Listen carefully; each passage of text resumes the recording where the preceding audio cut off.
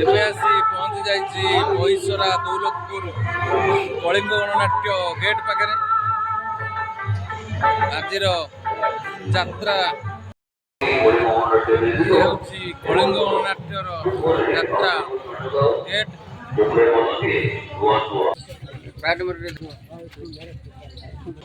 ଯାତ୍ରା ମହାରଥୀ କଳିଙ୍ଗ ଗଣନାଟ୍ୟ ଆଜିର ନାଟକ ତୋ ପ୍ରେମ ଲାଗେ ନୂଆ ନୂଆ। ଆସନ୍ତାକାଲି ପାଇଁ ଭିଡ଼ିଓ ଦେଖୁଥିବେ।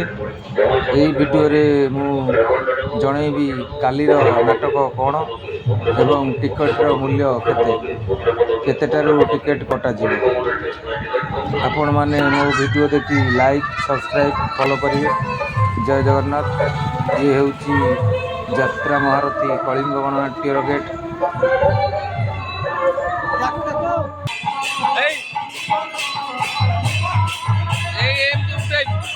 ଗଣନାଟ୍ୟ ଯାତ୍ରା ମହାରଥୀ ପ୍ରଥମ ରଜନୀର ଯାତ୍ରା।